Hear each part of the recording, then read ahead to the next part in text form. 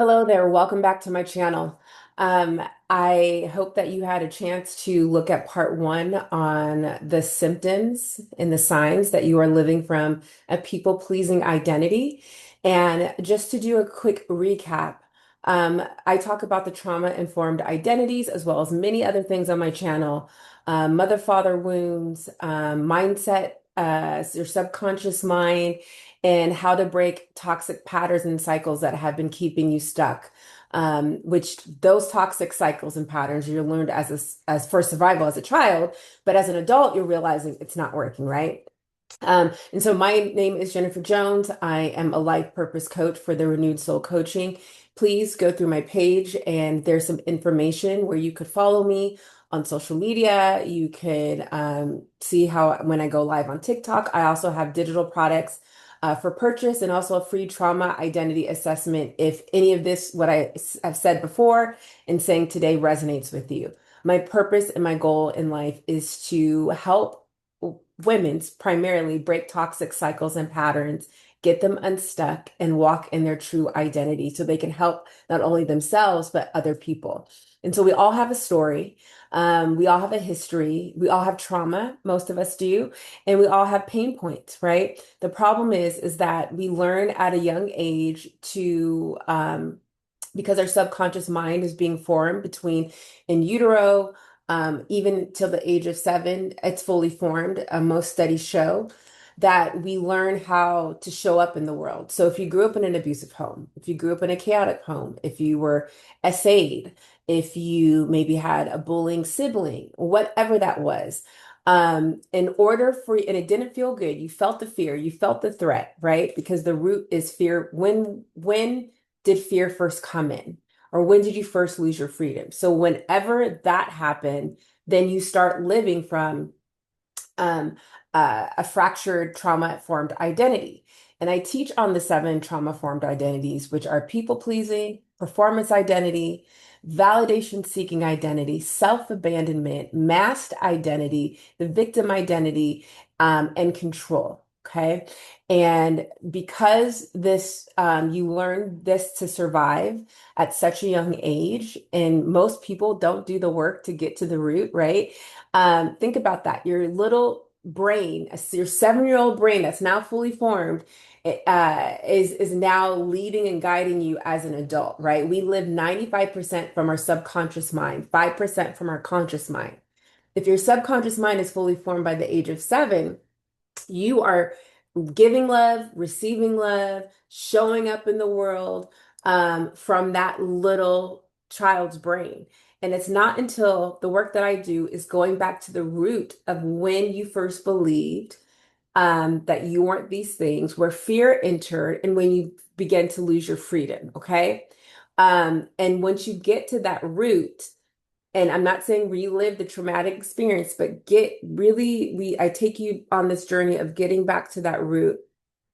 You'd start to exchange the lies for the truth that you are valuable, right? You are worthy to take up space. You don't have to shriek for love. You don't have to perform for love or people please. I know that might have been the narrative communicated to you by your parents, unfortunately, but you don't have to do that as an adult. You are safe now. You are out of that place where you had to survive. Okay. So I get to the root and then we break that pattern and that toxic thinking, right? From some modalities that I've coached other women through and I've coached myself through. And so this is why I can speak so candidly and powerfully about this, because even though I've counseled and coached many women and even men throughout the years, it wasn't until at the age of 43 I had my own break, right? I had my own physical break, spiritual break, mental break. I had an identity crisis. I had to ask myself, why, what am I putting out in the world that people think they can treat me this way? Or that that I'm supposed to show up this way? What lie am I believing? Because I'm showing up in the world with all of these 7 fractured identities. And it's all ending up in like dead ends, okay? And my body is not functioning. I'm in and out of the hospital. I have insomnia, short-term disability. My cortisol all over the place. I have insulin resistance. I'm having nightmares, insomnia. The female things aren't working. And it was because your body keeps the score, which I talk about in a lot of my videos. And so when you people please, which I said in my last video, it's a form of self-rejection and self-abandonment. And if you keep minimizing your needs and how you should be pleasing to yourself first before you serve others, it does something to your body. You end up silently resenting those that you're people pleasing and you're showing up for. You're silently resenting yourself because you didn't advocate for yourself. You didn't speak up. You didn't speak truth. Okay. And all of that resentment is being stored in your body. If you're showing up for everybody, but no one's showing up for you, you're holding that pain, right? And so what happens is your body keeps a score. And if it's been holding that pain and resentment and bitterness in its body for so long, then it morphs into an autoimmune disease, right? I talk about the body keeps the score. It's a book I highly recommend. It's a dense book. It's a heavy read, but it's very powerful because a lot of the diseases we see today is because people haven't done the work to release all of the toxic things that they're holding on into their body with, right? So if you're still here, because I come in love, right? We're going to talk about, we talked about last week, people pleasing identity, the lie that you've been believing, right? But today we're going to talk about what it does to your body and your mind and your soul and your spirit. And we're going to do some actual numbers of research studies that have shown these things. But it's important to start thinking about what it feels like or what your life would look like if you start putting yourself first. Putting yourself first is not a form of arrogance or pride. You know you're not being vain. If you're listening to this video and what I've said so far has resonated with you, I want you to know that you're not being vain because that's the first slide that's going to come in. Oh, you're selfish. You're being vain. You're not helping. No, no, no. You've been pouring out so much and you have neglected yourself. Okay. Signs of that you're people pleasing. It's hard for you to take care of yourself. It's hard for you to make appointments that would heal you, take care of your body. If you have struggle making doctor's appointments for yourself, dentist appointments for yourself, finding that therapist, right? You're so busy pleasing everybody else that your body's crying out for help and you neglect and reject it. Okay. Most women, because I coach primarily women, but if you're a man, welcome. You're welcomed here. But most women have no idea that the smile they put on every morning is slowly eating away at themselves. Um, when I had my breaking point, I actually went into the pictures that how I looked prior to the narcissistic abuse and abusive treatment, right? And then what I look like in that season of abuse. I mean, the light from my eyes had left. Was super inflamed. I had gained all this weight. It was like I was literally another person. And what happens when you struggle with a trauma-formed identity, even though as an adult you know that you want to be free from these toxic cycles and patterns and toxic people, you subconsciously and unconsciously attract those things into your life because that's all you know until you break the pattern. When you break the pattern and you say, I'm no longer living from this trauma-formed survival identity, I choose me, and you start setting boundaries, then you won't attract or end up in those same situations. For me, it was toxic jobs, toxic work environments. I had a savior complex. All the red flags that I was seeing, I made them green. I took people at their word versus what I saw. I discredited my discernment. Okay. All because I wanted to be pleasing. Well, that pleasing personality almost killed me. And so if you go onto my Instagram or my YouTube or TikTok, you'll see that I'll post pictures of the before Jennifer and the after. And it's quite amazing what being in toxic patterns can do to you. So what does staying a people pleaser do to your body. When you are chronically suppressing your own needs to accommodate other people, your body does not um, know how to cope, okay? So everything in your body is saying no, don't say yes, and you keep saying yes, okay? And so it's like you're fighting against your flesh. You're fighting against like what you know to be true, but you for some reason you can't just say no because you're afraid of what people will think. That's people pleasing. Okay.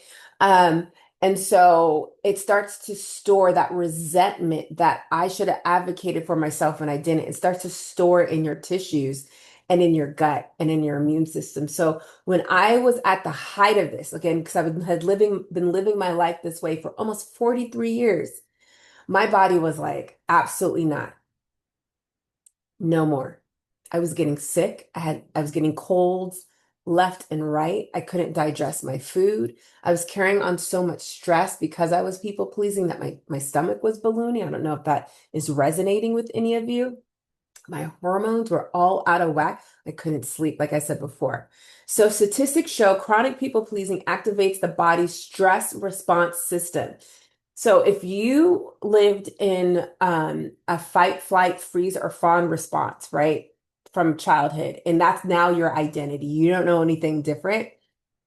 If you continue to live that way, it is messing up your cortisol, right? Your cortisol all over the place.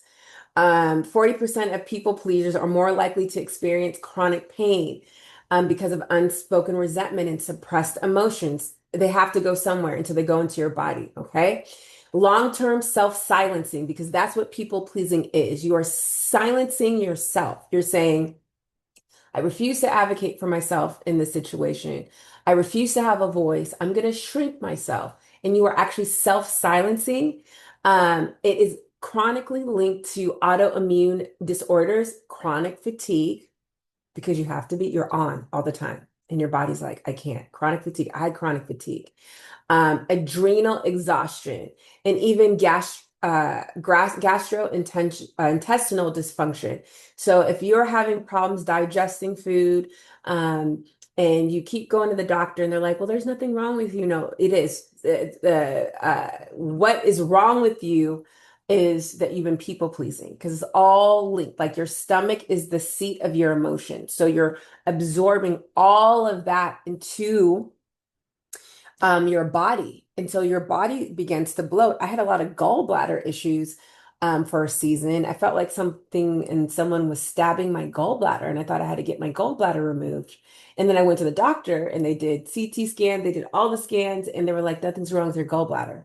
That was stress that had moved from my intestine into my gallbladder because I was actually also bitter about the treatment that I was receiving from others. Because people pleasers also secretly and silently believe that if I'm pleasing to somebody, then they'll be nice to me. Because somewhere where how you grew up, people weren't nice to you or they treated you poorly. So your little brain said, okay, if I'm always pleasing, I'm always good, then I'll be safe. And then people in turn will be nice to me. Well, most likely that doesn't happen. People see that on you, that you struggle with people pleasing, and they also interpret it that you lack boundaries. And so because they can see that you lack boundaries, then they don't respect you and they're going to disrespect you because you don't respect yourself. People treat you the way that you show them how to be treated, not how you tell them how you should be treated, how you show them. What have you showed people? That they can walk all over you, right? What have you showed them? That you're always going to show up for them? I've had to learn this recently. Like wisdom is, you have to say, well, am I saying yes because I want to be popular with this person or for them to have a good opinion of me because I secretly have a fear of man? Or am I doing this for them with no ulterior motives and that I really care for them? If we really sat down and asked ourselves these questions, right, you would actually be saying no to more things than not. And when you are inspired to help, you'd not only be helping the people in your community, but you will be helping the masses, right? Don't do anything out of pressure. Okay. Unconscious pressure that you're putting on yourself because you feel like if people don't see you as someone that's always good and shows up, then you're afraid that they won't love you. The root of it is fear and insecurity. So again, 40% are more likely to live in chronic pain. Rheumatoid arthritis, some studies show that the manifestation of that in your body is because of a lot of unforgiveness. I had to take a step back because what was happening to me is I was constantly like, why do I keep entering in these situations? Why does this person treat me wrong? That person treat me wrong. This person disrespect me. This person interprets my love this way, right? I keep pointing my fingers, but what we forget is we have four fingers pointing back at ourselves, meaning I now need to go inward and go, what am I projecting? What am I believing about myself to be true?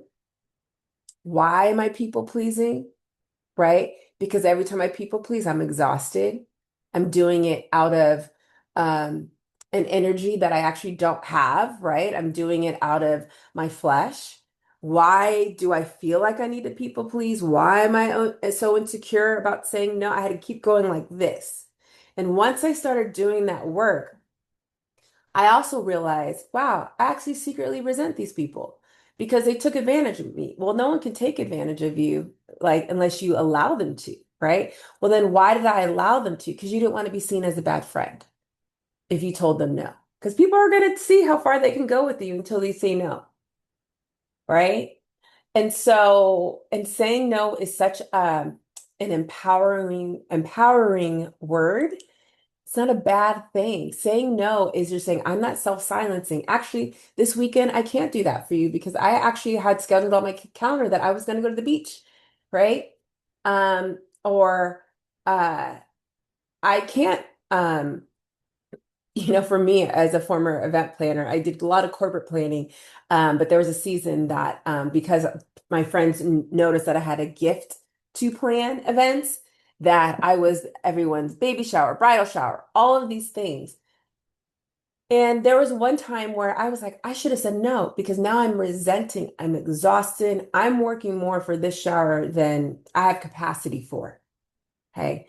And it made me store bitterness in my heart towards a person that I loved. And then I held on to it. And that bitterness turned into resentment. And that resentment turned into gall. Okay. Um, and then I started having pain in my body. Right. So just think about it.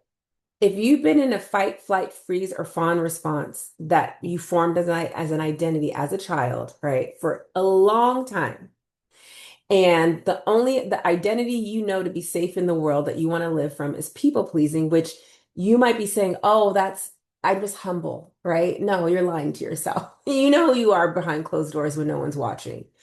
And you know when you give from a place of no strings attached and authenticity, and when you know that you're just doing it to please other people and it's not actually bringing joy to yourself. So you know, but think about it. You've been living this way maybe 20, 30, 40 years, swallowing, um, uh, not advocating for yourself, but people pleasing and self swallowing, self silencing your nervous system literally is over all over the place.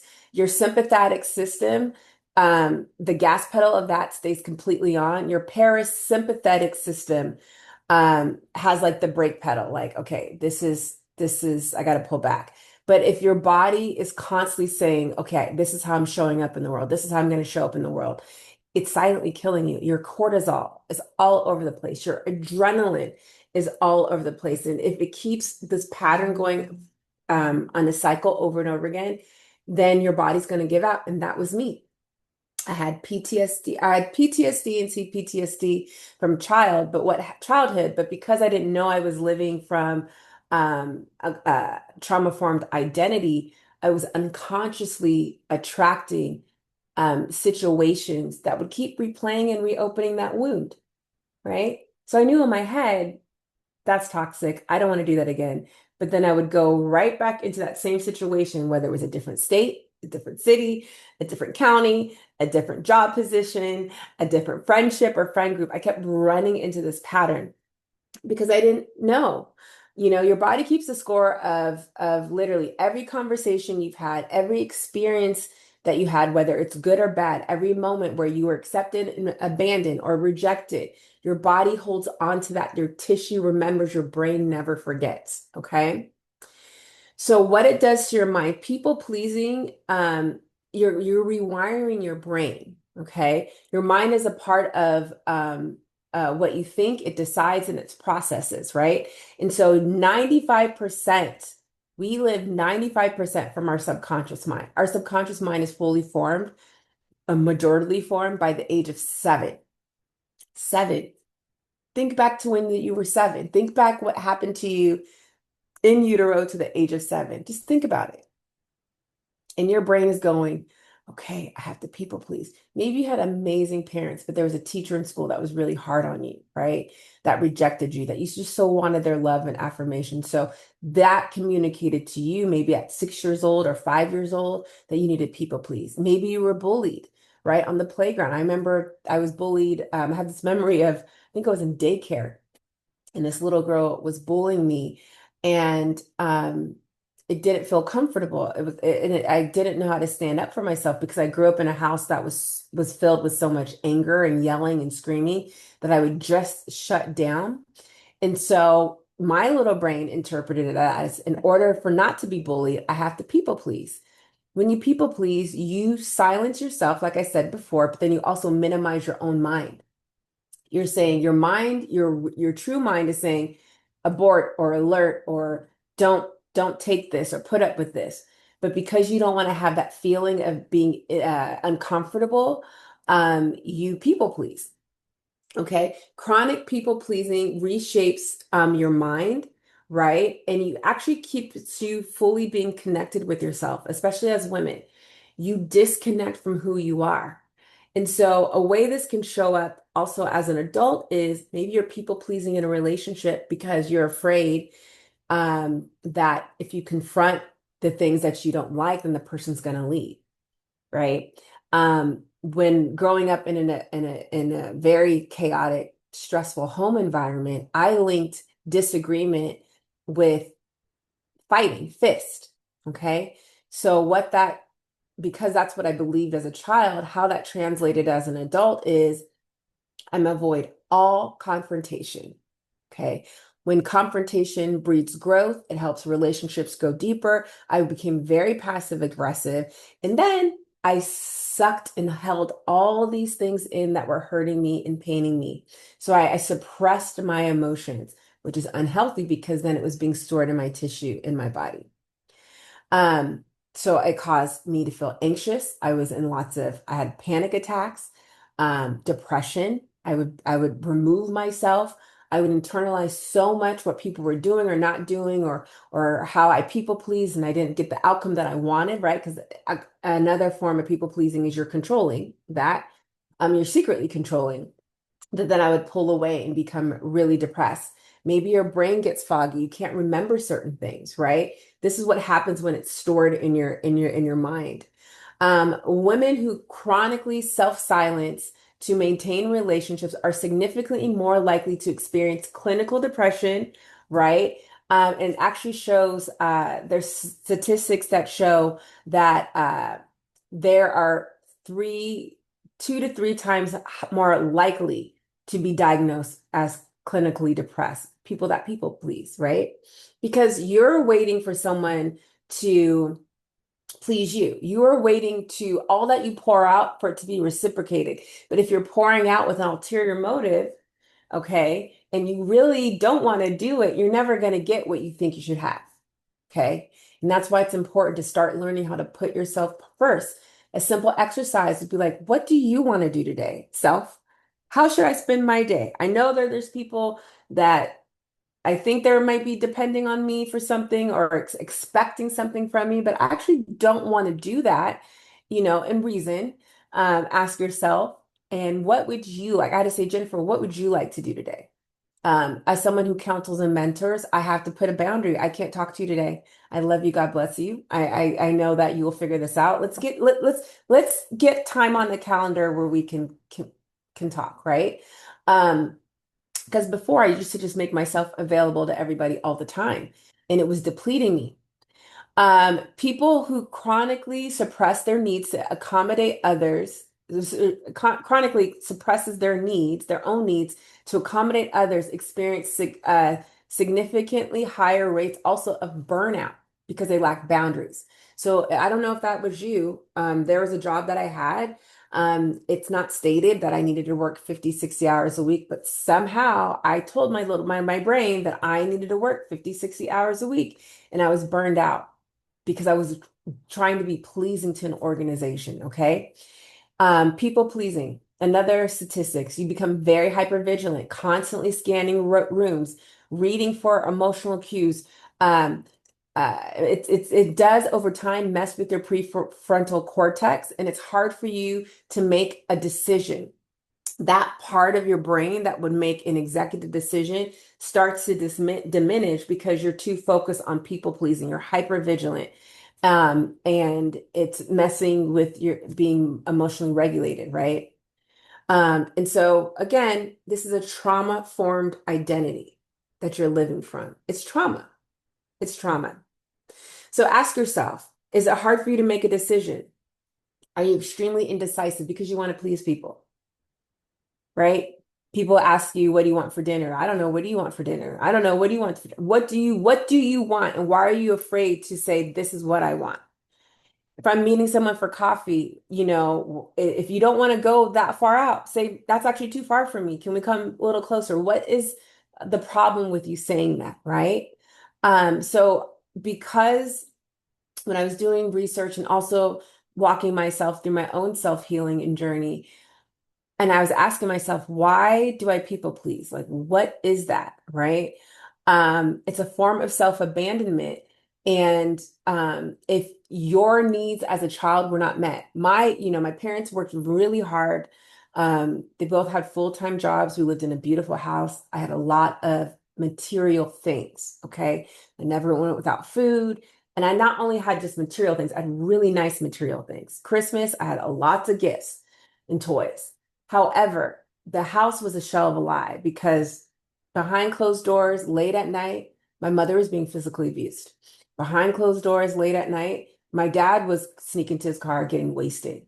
Behind closed doors, late at night, I'm getting yelled at and picked at. Okay. So even though I was getting all of these material things, I talk about mother-father wounds, the emotional neglect, the emotional needs were not met. So emotional neglect was present. So if that if you experience emotional neglect as an adult, you are still self-silencing because you don't know any better. Your parents are essentially your first, your first love, the first way how you can express your emotions, receive emotions. They're supposed to be your comforter, a counselor, speak identity and purpose into you. And if it's for me, what took me so long to get to this point of doing the work is because I grew up in a home where the love was confusing. I knew my parents loved me. I know that they loved me, right? There was so much brokenness, and there was so much insecurity, and there was so much paranoia, and there was so much alcoholism and physical violence and emotional violence, right? My mom taking out on me what she was experiencing, that it felt hard for me to say these things because I felt like I was dishonoring my parents. I was only looking at, well, they worked really hard and I have all these nice things and all this stuff, and I was denying what was actually the chaos doing to my mind, body, spirit, soul, all of that. Okay. It was really messed up.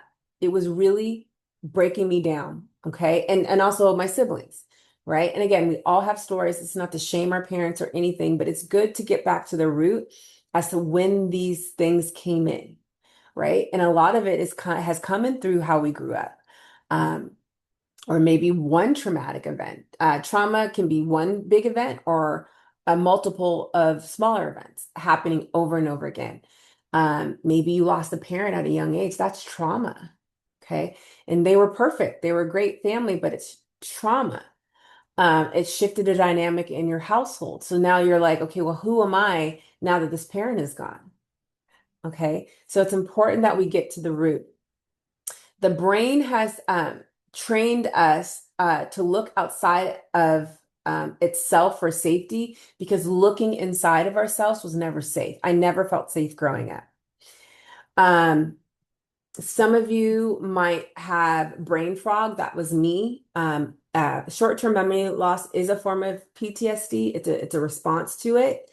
So your mental energy is gone because you have been living in this fight, flight, freeze, or fawn response for so long. And then you're people pleasing and finding your identity in that. And your mind is like, enough, I can't, I have to check out. For me, when I was going through this process and healing, what it looked like is I couldn't get off my couch for 4 months. Cooking dinner, and I love to cook. Everyone that knows me knows I love to cook, was took so much energy out of me that there was a season where I was just ordering takeout or not eating. Like I could show up and I'm like, okay, I gotta feed my dogs. I have to walk my dog. But to take care of Jennifer, I had so much mental fatigue and chronic fatigue in my body. And people would walk up to me and be like, you look really tired. That's not a compliment. I also was on 2 boards, having a full-time job, working 50, 60 hours a week, traveling all up and down California, trying to prove my worth and value. If you struggle with people pleasing, it's because you don't feel worthy. Okay. You don't feel worthy at all. Your brain is monitoring everyone in your life simultaneously, and you are adjusting in real time. So think about that speed that's happening in your brain, and that's where that mental lethargy comes in. The mind cannot heal what the identity refuses to release. Okay. And so I had to learn, I have to release the people-pleasing identity and be okay with people might be expecting all this from me and being okay with being like, no, that's your own perception and things, right? What it does to your soul is your will, your emotions, your inner sense of self. People pleasing is actually slowly eroding your soul of all of those things, right? It's a part of you has chosen to go quiet. That's where the self-silencing um, comes in because maybe making choices for decades based on what you would um, what would be the safest thing for you to do, right? And so part of you is saying, okay, I'm going to silence what I want to do, but I'm going to live from a place of I'm scanning the room and I'm going to people please for safety, right? So part of you actually dies. Your emotions, the part of you that feels suppressed, um, is silently saying, I can't trust them. Like when you put on a people-pleasing identity, you're saying, I don't trust you. Because if I'm my authentic self, you're going to do something to me that's going to make me feel uncomfortable for being vulnerable. So I'm going to people please, right? I'm going to people please, because I can't trust you. I can't trust to be myself. So then you maybe over rationalize for someone's behavior. You feel sad. You maybe disqualify yourself immediately from things, right? These emotions are still there. They're just held underwater. And so you're taking all of this energy and you're suppressing who you actually are. So think about this. Your mind's going like this. You're hyper vigilant. You're scanning for safety in the rooms. You're people pleasing, right? And so you're hyper focused on this, but then also at the same time you're suppressing yourself, and so then you're taking more energy to stuff that down. That's why your body's all over the place. Your cortisol is over the place. Your body's saying, I can't function this way anymore. You lose your sense of self. The part of you that at your core is like, I know who I am, that becomes lost when you people please, right? This is why a lot of people have identity crises, right? Because they've been living the opposite way, the unhealthy way for so long that they're like, I don't know who I am outside of this. But this way that I'm living, this identity that I have lived from is hurting me. It's ruining my life and it's running my life. Something has to give. Um, and because you live from a people-pleasing identity and what it's doing to your soul, it's your soul now becomes fragmented. So here are some statistics. Identity diffusion, which some researchers call is a loss of a stable core sense of self. It's is one of the strongest predictors of relational instability, depression, and life dissatisfaction in adult women, right? So if you feel like You're not satisfied in your life. Your husband's not satisfying you. Your friends aren't satisfying you. Your children, like, everything is dissatisfied is because you have been living your life from a people-pleasing identity. And so the life that you have built from that identity is inauthentic. And so that's why you're not happy, right? Um, Another form of people-pleasing is you're actually self-sabotaging too. Um, so what does it do to your spirit, right? And this is where it hurts the most. And this is where a part of your spirit becomes fragmented as well. So your soul is fragmented and now your spirit is fragmented. People pleasers don't just affect how you relate to other people. If you are a person of faith, I'm a Christian, I'm a believer. I coach believers and non-believers. You don't have to believe what I believe, but uh, I do speak about God. If you're a person of faith, it affects how you see God, people pleasing, and how you receive Him. Okay, your subconscious learned that love is conditional. If you have this performance identity, that it's conditionally based on your performance. That if you're good, then you're loved. If you're not good, then you are not loved, right? And most times when people try to connect with God, they might have a trouble connecting and seeing God as Father because um, their subconscious mind learned that they have to perform, people please, to be loved. So then they take that into their relationship with the higher power and say, in order for you to love me, even though scriptures say something else, there's nothing that we can do to get him to love us more or less. But because this is all I know, I'm going to perform, people please, right? We're going to talk about performance identity another day. I'm going to people please in my relationship. And that's exhausting. And that's why a lot of people have religious breakdown, burnout, religious psychosis, because they don't understand that this is not how it works. You can't link your relationship with others and say, this is how my relationship is going to be with the higher power, right? Um, that you also might have learned as a people pleaser that in order to receive even affection, right, then you have to people please. So you're filtering basically everything through that broken lens. I was filtering everything through the seven fractured identities, okay? Um, so because of that, it's really important that we recognize that we have trauma. 70% of adults are walking around today, okay, like I said at the beginning of the video, from a trauma-formed identity. They don't want to get to the root. They don't want to get to the deal with the trauma and the pain because it's too painful. Um, and so um, I just want to encourage you. I hope that all of this resonated with you and it made you think about how you are showing up in the world, what is healthy for you and healing for you, and what is not healthy or healing for you. My body had to break down to show me that, hey, it's it's far above Jennifer has a symptom, an ailment. It actually goes deeper. And so I had to get to the root. Why do I have fear of being myself? Who am I? Okay. Why do I have fear of telling somebody no? Because I want to be perceived as good in someone else's eyes when I should already know that I'm good. And no matter what, because what's going to happen is if you keep living from that place, that's what brought about exhaustion, is you can't please people and someone's always going to have something negative to say. But if you know who you are, you set boundaries. When you know who you are, you don't live from a fear-based mindset. When you know who you are, you don't shrink. You don't self-silence. You start advocating for yourself. And then from there, because that's living from a different pattern, you can actually walk in the destiny that you were created to walk in. Some of you that struggle with people pleasing, you are in jobs that you hate, in marriages that you actually don't love. You're in the marriage because you feel like you'll never find the love that you desire, right? And so you keep tolerating toxicity because you're afraid of standing on your own 2 feet. But that's also damaging your body more than you know.